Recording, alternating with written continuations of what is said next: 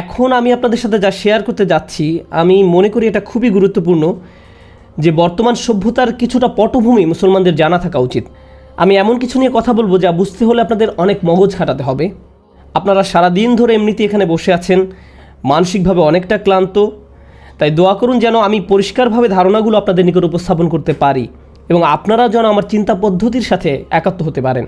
যে কারণে আমি ভূমিকাটা দিচ্ছি তা হলো, যখন আপনাদের কোনো প্রশ্ন জিজ্ঞেস করব, এভাবে আমি শিক্ষা দিয়ে থাকি, আমি শুধু প্রশ্ন করার নিমিত্তে কোনো প্রশ্ন করি না। যখন আমি কোনো কিছু জানতে চাইব, আশা করি আপনারা জোর আওয়াজে তার জবাব দিবেন। এর ফলে আমি বুঝতে পারবো যে আপনারা জীবিত আছেন। একমাত্র এভাবেই আমি বুঝতে পারবো যে আপনারা এখনও নিঃশ্বাস নিচ্ছেন। তাই বক্তব্য চলা অবস্থায় আমি আপনাদের নিকট অনেকবার বিভিন্ন প্রশ্ন করব, আপনারা জবাব দিলেই কেবল আমি আলোচনা সুন্দরভাবে চালিয়ে যেতে পারবো। আমি আশা করছি আধা ঘন্টার মধ্যে আলোচনা শেষ করতে পারবো। যদি না পারি তবে আমি চেষ্টা করব ইনশাআল্লাহ তাআলা। আজ আমরা ইসলামের ইতিহাস নিয়ে আলোচনা শুনেছি, আমরা রসুল সাল্লাল্লাহু আলাইহি সাল্লামের সিরাহ নিয়ে আলোচনা শুনেছি, কিন্তু আমি আলোচনা শুরু করতে চাই ইউরোপের ইতিহাস নিয়ে। ইনশাআল্লাহ ইউরোপের কিছু ইতিহাস নিয়ে আমাদের সময়ের সমস্যাগুলো উপলব্ধি করার জন্য এই প্রেক্ষাপটটা জানা খুব জরুরি। আমি আপনাদের সেই সময় ইউরোপে নিয়ে যাচ্ছি যখন চার্চের কর্তৃত্বের বিরুদ্ধে একটা বিদ্রোহ দেখা দিয়েছিল। আপনারা যদি এটা না জেনে থাকেন, তার সারমর্ম হলো তখনকার ইউরোপ ছিল একটি ধর্মীয় সমাজ, আর সমাজের উপর চার্চের ছিল ব্যাপক কর্তৃত্ব। সে সময়ের চার্চ নিষ্ঠুর নিপীড়নমূলক নীতি গ্রহণ করেছিল। পোপের কথাকে এক কথায় সৃষ্টিকর্তার কথার সমান মূল্য দেওয়া হতো। কেউ পোপের কথার সাথে দ্বিমত পোষণ করলে তাকে আমাদের ভাষায় মুরতাদ ঘোষণা করা হতো, ধর্ম থেকে তাকে বের করে দেওয়া হতো এবং হত্যা করা হতো। তাদের মতে চার্চের সাথে দ্বিমত পোষণের একমাত্র ক্ষতিপূরণ রক্তের মাধ্যমে দিতে হবে। তাকে প্রথমে নির্যাতন করা হতো, তারপর হত্যা করা হতো। তারা মনে করত তার আত্মাকে রক্ষা করার এটাই একমাত্র উপায়। ইউরোপ এই ধরনের ধর্মীয় মতবাদ দ্বারা দীর্ঘকাল শাসিত হয়েছে। এর ফলে দুইটি মতবাদ মাথাচাড়া দিয়ে ওঠে। তখন উভয়টা প্রায় একই সময় আত্মপ্রকাশ করে। তার মধ্যে একটা হলো প্রোটেস্ট্যান্ট রিফরমেশন। চার্চের মতে সাধারণ মানুষের বাইবেল পড়ার কোনো অধিকার নেই, তারা নিজে নিজে বাইবেল পড়তে পারবে না। চার্চের অথরিটি বা পোপের নিয়োগকৃতরাই কেবল বাইবেল পড়তে পারবে এবং এর ব্যাখ্যাও তারাই করবে। তাদের ব্যাখ্যার বিপরীতে কোনো ভিন্ন মত পোষণ করা যাবে না। কিন্তু প্রোটেস্ট্যান্ট আন্দোলন এসে ঘোষণা দিল, না, প্রত্যেক খ্রিস্টানের বাইবেল পড়ার অধিকার থাকতে হবে। নিজেদের জন্য পড়বে, নিজেরা নিজেদের জন্য এর থেকে অর্থ খুঁজে নেবে, এর জন্য আমাদের চার্চের দরকার নেই। এভাবে চার্চের কর্তৃত্বের বিরুদ্ধে আন্দোলন শুরু হলো। সংক্ষেপে এটাই প্রোটেস্ট্যান্ট মুভমেন্ট। এই ব্যাখ্যাকে বলা যেতে পারে ক্লাস 7-8-এর ছাত্রছাত্রীদের উপযোগী ব্যাখ্যা। সে সময় আরেকটা মুভমেন্টের আত্মপ্রকাশ ঘটে। এই আন্দোলনটি ছিল আরও বেশি শক্তিশালী, আর দুইটি আন্দোলন পরস্পর সম্পর্কযুক্ত। তো দ্বিতীয় আন্দোলনকারীরা বলতে লাগলো, চার্চ এতদিন ধরে যে মতবাদ প্রচার করে আসছে বৈজ্ঞানিক দৃষ্টিতে তা যৌক্তিক নয়। চার্চের এই মানুষগুলো দর্শনের বই পড়েছে, বিজ্ঞানের বই পড়েছে, যা কিছু তাদের মতবাদের সাথে মিল রাখে না। যেমন বাইবেলের মতে পৃথিবী হলো মহাবিশ্বের কেন্দ্র। কিভাবে আমরা এটা মেনে নিব যেখানে বৈজ্ঞানিক আবিষ্কার এই মতের সাথে সাংঘর্ষিক? আমরা এই বিশ্বাস মেনে নিতে পারি না। এর ফলে চার্চ বৈজ্ঞানিক অনুসন্ধানকে কুফর বা ধর্মদ্রোহিতা হিসাবে ঘোষণা করলো এবং এজন্য তারা লাইব্রেরির পর লাইব্রেরি পুড়িয়ে ফেলল, বৈজ্ঞানিকদের হত্যা করেছিল, দার্শনিকদের মেরে ফেলেছিল, যে বিষয়গুলো মূলত ফরাসি বিপ্লবের একটা প্রেরণা জুগিয়েছিল। খ্রিস্টান মতবাদের দুইটা দিক, প্রথমত এটা নিপীড়নমূলক, দ্বিতীয়ত এটা অযৌক্তিক। এভাবে দুই দিক থেকে চার্চ বিদ্রোহের শিকার হয়, ধর্মীয় দিক থেকে প্রোটেস্ট্যান্ট মুভমেন্ট দ্বারা এবং বৈজ্ঞানিক দিক থেকে সেকুলার আন্দোলন দ্বারা, যা চার্চের কর্তৃত্বকে একেবারে দুরভিত করে দেয়। তো এখন ইউরোপ জুড়ে এই বৈপ্লবিক আন্দোলন চলছিল, আর এই আন্দোলন ছিল পৃথিবীর ইতিহাসে অন্যতম রক্তক্ষয়ী এক আন্দোলন। যখন এই বিপ্লব ঘটে গেল, হঠাৎ করেই পুরো ইউরোপ একটি মুক্ত চিন্তার সমাজে পরিণত হলো। তারা নতুন করে আবিষ্কার করতে লাগলো কোন কোন বিশ্বাস তাদের ধরে রাখা উচিত আর কোন কোন ধারণা চিন্তা সমাজের কেন্দ্রে থাকা উচিত। এটা নবচিন্তা চেতনার একটা মুক্ত বাজারে পরিণত হলো। এই সময় কয়েকটি দর্শনের আত্মপ্রকাশ ঘটে। মূলত প্রথম দিকে সেরা সেরা বিজ্ঞানীদের অনেকেই ছিলেন নামকরা দার্শনিক, সুতরাং তাদের নিকট দর্শন এবং বিজ্ঞান একসাথে সম্পর্কযুক্ত ছিল। আর ধারণা চিন্তার এই মুক্ত বাজারে শুধু একটি নয়, অনেকগুলো দর্শন একে অন্যের সাথে সংঘর্ষে লিপ্ত হলো। কিন্তু আমি চাই আপনারা এই বিষয়টা মনোযোগ দিয়ে শুনবেন। কিন্তু একটা কমন চিন্তা অন্য সবার চিন্তার উপরে প্রভাব বিস্তার করছিল। যদিও এই চিন্তার ছোটোখাটো ভিন্ন পাঠও রয়েছে, তবু বলা চলে একটি চিন্তা শেষ পর্যন্ত বর্তমান থেকে যায়। আর এটি শুধু ইউরোপে সীমাবদ্ধ থাকেনি, এই চিন্তাটি সারা দুনিয়ায় ছড়িয়ে পড়ে। আজ আমরা যে বিশ্বে বসবাস করছি তা আসলে সেই মতবাদ বা সেই ধারণাগুলোর প্রতিক্রিয়ার ফল। তাই আমি প্রথমে সেই ধারণাগুলো সংক্ষেপে ব্যাখ্যা করতে চাই, তারপর সূরাতুল কিয়ামা থেকে কিছু বিষয় উপস্থাপন করব, সূরা কিয়ামার প্রথম দিকের কয়েকটি আয়াত। কিন্তু তার পূর্বে একটা দৃশ্যপট তৈরি করে নিতে চাই। তো প্রাক আধুনিক যুগের প্রায় সকল সমাজ ব্যাপকভাবে ধর্ম দ্বারা প্রভাবিত ছিল, যে কোনো ধর্ম দ্বারাই হোক না কেন। হিন্দু ধর্ম হতে পারে, বৌদ্ধ ধর্ম বা ইসলাম ধর্ম। অধিকাংশ সমাজ কোনো না কোনো একটি ধর্মীয় মতবাদ দ্বারা প্রভাবিত ছিল। ধর্মীয় সমাজে ধর্মশিক্ষা হলো সবচেয়ে গুরুত্বপূর্ণ বিষয়, বিজ্ঞান বা ব্যবসা শিক্ষা নয়। ধর্মীয় নেতা হতে পারা ছিল সবচেয়ে প্রেস্টিজিয়াস। তাই প্রাক আধুনিক যুগের যাজক, পুরোহিত, ইমাম, আলেম বা হিন্দুদের আধ্যাত্মিক গাইড যাই হোক না কেন, এই মানুষরা ছিলেন সমাজের সবচেয়ে গুরুত্বপূর্ণ ব্যক্তি। তারা ছিলেন সমাজের উঁচু শ্রেণীর মানুষ। এখন এই মানুষদের কাছ থেকে আপনি কি শিক্ষা করেন? এদের কাছ থেকে আপনি প্রধানত তিনটা বিষয় শিখেন, তিনটি বিষয় গুরুত্ব দেওয়া শিখেন। আপনি গুরুত্ব দেওয়া শিখেন ঈশ্বরের প্রতি। আমি এখন ইসলাম নিয়ে কথা বলা শুরু করিনি, তাই আমি আল্লাহ না বলে ঈশ্বর বলছি। বিভিন্ন ধর্মে ঈশ্বরের বিভিন্ন রকমের ব্যাখ্যা আছে। ঈশ্বর দ্বারা কেউ বহু ঈশ্বর বোঝাতে পারেন, বা কেউ এক ঈশ্বর বা পৌরাণিক কোনো কাহিনী হতে পারে। যেরকম ধারণে হোক না কেন, মোট কথা প্রতিটি ধর্মে অদৃশ্য ঈশ্বরের একটি ধারণা বিদ্যমান রয়েছে। সেই ঈশ্বরের প্রতি আপনি সর্বপ্রথম গুরুত্ব দেওয়া শিখেন।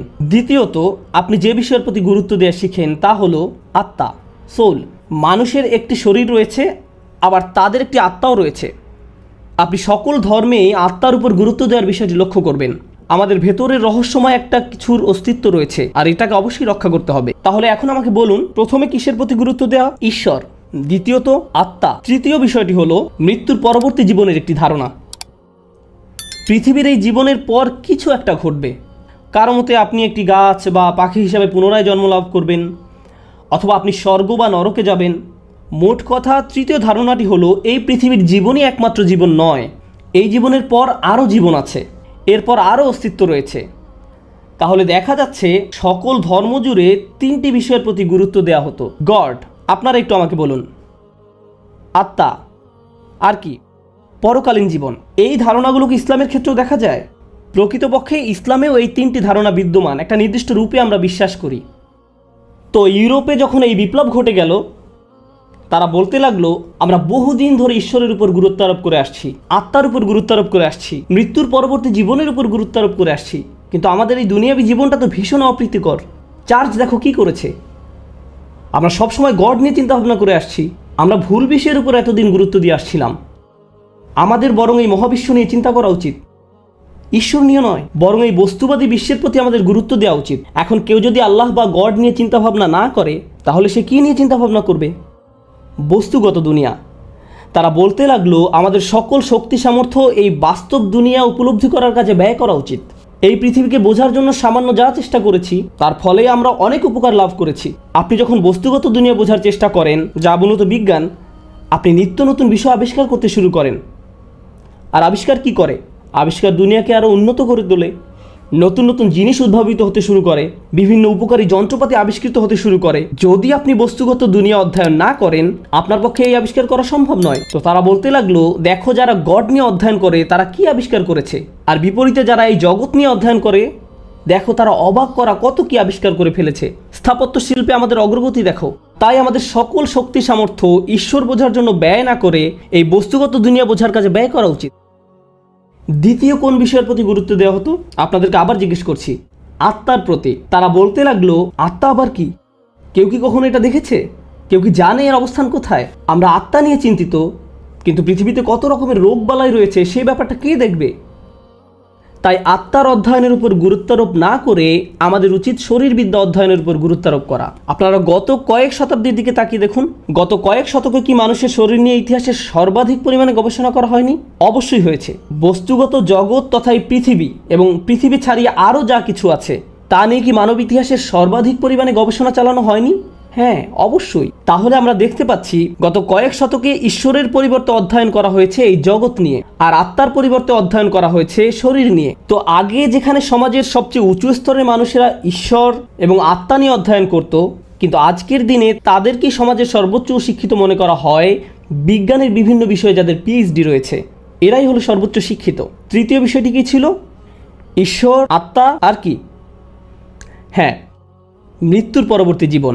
স্বর্গের জীবন অতি চমৎকার হবে, এখানে কষ্ট ভোগ করো কিন্তু স্বর্গে গিয়ে আরামে থাকবে। এ সম্পর্কে ইউরোপিয়ানরা কি বলে? তারা বলে আমরা এসব শুনতে শুনতে ক্লান্ত। মৃত্যুর পর আরেকটা জীবন আছে কি না আমি জানি না, কিন্তু আমাদেরকে এই পৃথিবীর জীবনের উপর গুরুত্ব আরোপ করতে হবে। চলো চেষ্টা করে দেখি যদি আমরা এই পৃথিবীর জীবনটাকে উন্নত করতে পারি। চলো রাষ্ট্রবিজ্ঞান নিয়ে গবেষণা করি, সমাজবিজ্ঞান নিয়ে গবেষণা করি, নৃবিদ্যা নিয়ে গবেষণা করি, গণযোগাযোগ নিয়ে গবেষণা করি। চলো আমাদের জীবনকে উন্নত করার লক্ষ্যে মানবিক জ্ঞানের এই সমস্ত ক্ষেত্রগুলো নিয়ে চিন্তা গবেষণা করি, যেন আমরা নিজেদের ভালোভাবে শাসন করতে পারি, উন্নত জীবনযাপন করতে পারি। তো প্রসঙ্গক্রমে তারা যত বেশি এসব বিষয় নিয়ে পড়াশোনা করতে লাগলো, যেমন তারা যত বেশি নগর উন্নয়ন নিয়ে পড়তে লাগলো, তারা যত বেশি রাষ্ট্রবিজ্ঞান নিয়ে অধ্যয়ন করতে লাগলো, সমাজবিজ্ঞান নিয়ে অধ্যয়ন করতে লাগলো, যত বেশি সাইকোলজি নিয়ে পড়তে লাগলো, এর ফলে ইউরোপে কি কোনো ইতিবাচক প্রভাব পরিলক্ষিত হয়েছে? ইতিবাচক পরিবর্তন হয়েছে। হ্যাঁ, চারিদিকে রাস্তাঘাট তৈরি হতে লাগলো, দালান কোঠা নির্মিত হতে লাগলো, ব্যবসার সম্প্রসারণ হতে লাগলো, নিত্য নতুন বিষয় আবিষ্কৃত হতে শুরু করলো। প্রকৃতপক্ষে যুক্তরাষ্ট্রের পূর্বে কারা পৃথিবীতে নেতৃত্ব দিয়েছিল? সবাই কার মতো হতে চাইতো? এটা ছিল ইউরোপ। স্পষ্টত তারা এই ধারণাগুলো নিজেদের মাঝে সীমাবদ্ধ রাখেনি। তারা তাদের লোভী স্বার্থসিদ্ধির জন্য চেয়েছিল এই ধারণাগুলো সারা বিশ্বে ছড়িয়ে পড়ুক। আমাদের সবার পূর্বপুরুষদের ইউরোপীয়দের দ্বারা শাসন হওয়ার ইতিহাস রয়েছে। আমাদের অধিকাংশদের এই অভিজ্ঞতা সহ্য করতে হয়েছে। এর মানে কি? এর মানে হলো আমাদের পূর্বপুরুষদের সরাসরি এক ধরনের ইউরোপীয় শিক্ষা ব্যবস্থার অধীনে শিক্ষা গ্রহণ করতে হয়েছিল। বস্তুত আপনি যদি পাকিস্তান, ইন্ডিয়া, আলজেরিয়ার মতো দেশগুলো বা আজকের দিনে গোটা মুসলিম বিশ্বের দিকে তাকান, তাহলে দেখতে পাবেন এখনও সেসব দেশের সরকারি শিক্ষা ব্যবস্থা এবং শিক্ষা কারিকুলাম ইংল্যান্ড বা ফ্রান্স দ্বারা এবং তারা যা রেখে গেছে তার দ্বারা সরাসরি প্রভাবিত।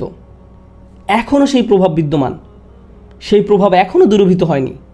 তো এই সব কিছুর মাঝে মানুষ যখন প্রশ্ন করতে লাগলো কিংবা বিশ্বাসের এই ব্যাপারটা কিভাবে ব্যাখ্যা করা হবে, তাহলে ঈমান কি, ঈশ্বর কি, তখন এই যুক্তিগুলো দেখানো হচ্ছিল যে ধর্ম বলতে কিছু নেই, আল্লাহ বলতে কেউ নেই, ধর্ম মানুষের বানানো, ইত্যাদি ইত্যাদি। কিছু মানুষ তখন নাস্তিকতায় দীক্ষিত হতে শুরু করে। এই বছর আমার সুইজারল্যান্ড ঘুরে আসার একটা সুযোগ হয়েছিল, যেটা খুবই রক্ষণাত্মক একটা সমাজ। তারা তাদের 400-500 বছরের পুরনো চার্চগুলো রক্ষা করার ব্যাপারে খুবই সচেতন, কিন্তু কেউ সেই চার্চগুলোতে যায় না। গির্জার বিল্ডিংগুলো সংরক্ষিত আছে। অর্থাৎ তারা ইতিহাস ভালোবাসে, কিন্তু ধর্মের সাথে এখন তাদের কোনো সম্পর্ক নেই। আমি আসলে কিছু মানুষকে জিজ্ঞেস করেছিলাম, আপনি কি ধর্মে বিশ্বাস করেন? তারা উত্তরে বলে না, যদিও তারা এখনও চার্চের ঘণ্টা বাজার শব্দ শুনতে পায়। কারণ তারা শুধু ইতিহাস সংরক্ষণ করতে চায়, তাই এটা এখন শুধুমাত্র অসার ইতিহাস। আমি আপনাদের আরেকটি উদাহরণ দিচ্ছি। নিউ ইয়র্ক সিটিতে নির্মিত অন্যতম পুরনো একটি গির্জার অবস্থান হলো পার্ক অ্যাভিনিউতে। এটা একটি ঐতিহাসিক জায়গা। এজন্য স্টেট গভর্নমেন্ট এটাকে একটি সংরক্ষিত ঐতিহাসিক জায়গা হিসেবে ঘোষণা করে, ফলে কারো পক্ষে এটাকে ধ্বংস করে ফেলা সম্ভব না। এজন্য দেখা যায় আধুনিক আকাশচুম্বী সব অট্টালিকার মাঝখানে 200 বছরের পুরনো এই চার্চটি কিছুটা বেমানান হয়ে দাঁড়িয়ে আছে। ক্যাথলিক চার্চ, কেউ এখন আর সেখানে যায় না। আর এই জন্য তারা এটাকে একটি নাইট ক্লাবে রূপান্তরিত করেছে। এটা এখন আসলে একটা নাইট ক্লাব, কিন্তু বিল্ডিং আগের মতোই আছে, কারণ এটা ঐতিহাসিক জায়গা। তো একদিন হেঁটে যাওয়ার সময় একটা সাইনবোর্ডের দিকে খেয়াল করলাম, সেখানে লেখা আছে বৃহস্পতিবার রাতে এখানে মহিলাদের ফ্রি ড্রিঙ্কস পরিবেশন করা হয়। আমি অবাক হয়ে ভাবতে লাগলাম, এটা আবার কোন ধরনের চার্চ? খ্রিস্টান ধর্মের কোন ফেরকা এটা? বৃহস্পতিবার রাতে পবিত্র পানি ধরনের কিছু নাকি? এটা কি? যাই হোক, এই চিত্রটি উপস্থাপন করছি একটা কারণে। এই 2014 সালের আজকের পৃথিবীতে আমরা এটা পছন্দ করি আর নাই করি, অবশ্যই আমরা আল্লাহর উপর বিশ্বাস করি, পরকালে বিশ্বাস করি, রূহের অস্তিত্বে বিশ্বাস করি। আমরা চাই আমাদের অন্তর সব ধরনের রোগ থেকে নিরাপদ থাকুক। দার্শনিক দৃষ্টিকোণ থেকে এই সব আলোচনাকে আপনি আত্মার সাথে সম্বন্ধযুক্ত বলতে পারেন। আর যদিও ইসলামিক পরিমণ্ডলে এটা সর্বোত্তম পরিভাষা নয়, কিন্তু একটা মজার বিষয় কি জানেন? এই নতুন ইউরোপীয় চিন্তাধারা যা গোটা বিশ্বের উপর ব্যাপক প্রভাব বিস্তার করতে সমর্থ হয়, এটা বলেনি যে আপনাকে ঈশ্বরে বিশ্বাস করতে হবে না। এই দর্শন এটা বলে না। এটা মূলত যা বলছে তা হলো, হ্যাঁ, তুমি যদি ঈশ্বরে বিশ্বাস করতে চাও করতে পারো। তুমি যদি চাও মৃত্যু পরবর্তী জীবনেও বিশ্বাস করতে পারো, এটা তোমার অধিকার। তুমি যদি বিশ্বাস করতে চাও করতে পারো। তারা যা বলছে তা অনেক বেশি ভয়ঙ্কর। তারা বলেনি যে আমরা তোমার সাথে একমত পোষণ করি না, তারা বলেছে এতে কিছুই যায় আসে না। তুমি ঈশ্বরে বিশ্বাস করো বা না করো এতে কারো কিছু যায় আসে না। বিজ্ঞান বাস্তব, তুমি ঈশ্বরে বিশ্বাস করো বা না করো। মেডিসিন বাস্তব, তুমি স্বর্গে বিশ্বাস করো বা না করো। রাজনীতি বাস্তব, অর্থনীতি বাস্তব। তাই চলো বাস্তব জগৎ নিয়ে উদ্বিগ্ন হই। মুসলমানদের ক্ষেত্রে কি ঘটছে? আমাদের প্রায় অধিকাংশই আধুনিক শিক্ষায় শিক্ষিত। আমরা যদি কোনো শিক্ষা পেয়ে থাকি সেটা হলো আধুনিক শিক্ষা। এর ফলে যদিও আমরা আল্লাহতে অবিশ্বাস না করি, পরকালকে অবিশ্বাস না করি এবং অন্তরের বিষয়টিতেও অবিশ্বাস না করি, কিন্তু বাস্তবিক অর্থে ইউরোপীয় বিপ্লব মানুষের কাছ থেকে যে ধরনের আচরণ আশা করে, আমাদের আচরণ মোটেও তার ব্যতিক্রম নয়। ব্যবহারিক দৃষ্টিকোণ থেকে বলতে গেলে তাদের আচরণ এবং আমাদের আচরণে কোনো ফারাক নেই। আমি আপনাদের কিছু বাস্তব উদাহরণ দিচ্ছি যা বিষয়টাকে আরও পরিষ্কারভাবে বুঝতে সাহায্য করবে। অনেক মুসলিম পরিবার যুক্তরাষ্ট্রে, ত্রিনিদাদে বা গায়ানাতে বসবাস করে। আমি গায়ানা বলে ফেলেছি, সরি। আচ্ছা, যাই হোক, অথবা তারা পাকিস্তান বা অন্য কোনো দেশে বাস করে। তারা তাদের সন্তানদের জন্য কি আশা করে? গড়পড়তা একটি মুসলিম পরিবার তাদের সন্তানদের জন্য কি চায়? ভালো শিক্ষা চায়। কেন তারা ভালো শিক্ষা চায়? এর ফলে তাদের সন্তান ভালোভাবে জীবনযাপন করতে পারবে। আপনার সেই সন্তান যদি বলে, হ্যাঁ আমি ভালো শিক্ষা চাই, কিন্তু সবার আগে আমি ইসলামের উপর ভালো শিক্ষা অর্জন করতে চাই, আমি ভাবছি ইসলাম সম্পর্কে কিছু জ্ঞান অর্জন করব, তখন দাড়ি এবং হিজাবওয়ালা মুসলিম পিতামাতা বিরক্ত হয়ে ওঠে। এটা শিখে তুমি কি চাকরি করবে? কিভাবে তুমি জীবনযাপন করবে?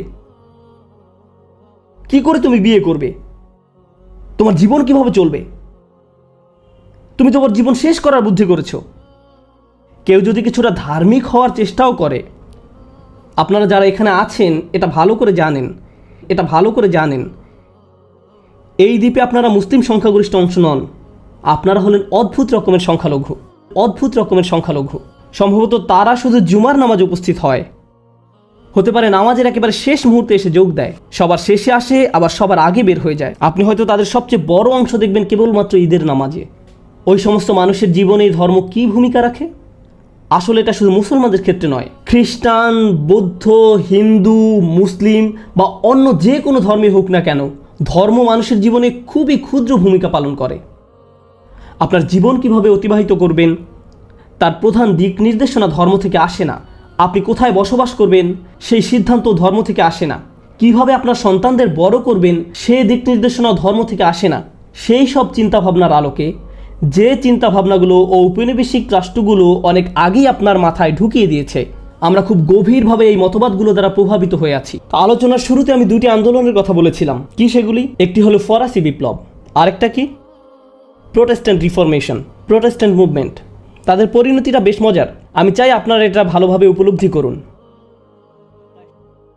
প্রায় সকল ক্যাথলিক চার্চের মতে এই মতবাদগুলো দ্বারা প্রভাবিত হয়ে আছি। আলোচনার শুরুতে আমি দুটি আন্দোলনের কথা বলেছিলাম। কি সেগুলি? একটি হলো ফরাসি বিপ্লব, আরেকটা কি? Protestant reformation, Protestant movement. তাদের পরিণতিটা বেশ মজার। আমি চাই আপনারা এটা ভালোভাবে উপলব্ধি করুন। প্রায় সকল ক্যাথলিক চার্চের মতে এই পৃথিবী মারাত্মক খারাপ এক জায়গা, এটি একটি অভিশাপ। মানুষ একমাত্র স্বর্গে গিয়ে সুখী হতে পারবে। ঈশ্বর শাস্তিস্বরূপ মানুষকে পৃথিবীতে পাঠিয়েছেন। তাই তৎকালীন ইউরোপে মানুষ যে খুবই নিম্নতর জীবনযাপন করত সেটা প্রত্যাশিত ছিল, কারণ এই দুনিয়া একটি ভয়ানক জায়গা, এখানে শুধু কষ্টই পাওয়া যায়। প্রোটেস্ট্যান্ট মুভমেন্ট এই মতবাদের প্রতিক্রিয়ায় ভিন্ন ধরনের এক খ্রিস্টান মতবাদ চালু করলো। এই নতুন খ্রিস্টান মতবাদ অনুযায়ী আপনি যত বেশি দুনিয়াদার হবেন, আপনি যত বেশি সম্পদশালী হবেন, আপনার যত ভালো চাকরি থাকবে, আপনি যত বেশি টাকা আয় করবেন, এই সব কিছু নির্দেশ করে গড আপনাকে বেশি ভালোবাসেন। আপনি যদি অনেক ধনী হয়ে থাকেন সেটা প্রমাণ করে যে গড আপনাকে অনেক ভালোবাসেন। তাহলে দেখা যাচ্ছে দার্শনিকভাবে প্রোটেস্ট্যান্টরা সম্পূর্ণ ক্যাথলিক চার্চের বিপরীতে গিয়ে দাঁড়ালো। আপনি যদি যুক্তরাষ্ট্রের গহীন দক্ষিণাঞ্চলে যান, যেখানকার 2/3 অধিক রেডিও স্টেশন হলো খ্রিস্টান, আপনি যদি ঘণ্টাখানেক মনোযোগ দিয়ে কোনো খ্রিস্ট ধর্মপ্রচারকের কথা শোনেন, তারা এভাবে বলে, আমি চাই তুমি যেন ওই চাকরিটা পাও, কারণ জিসাস তোমার প্রমোশন চান। তোমার ওই সুন্দর গাড়িটা প্রমাণ করে যে জিসাস তোমাকে ভালোবাসে। আপনি দেখতে পাবেন বিশাল ধনী মানুষদের অনেকেই ধর্মপ্রচারক, তারা অত্যন্ত ধনী, পরনে তাদের দামি পোশাক, তারা বলে আমি আজকে যে বিশাল ধন সম্পদের মালিক তা আসলে জিসাসের দান। তাহলে দেখা যাচ্ছে তারা কেন এখন ধর্মের কাছে আসে?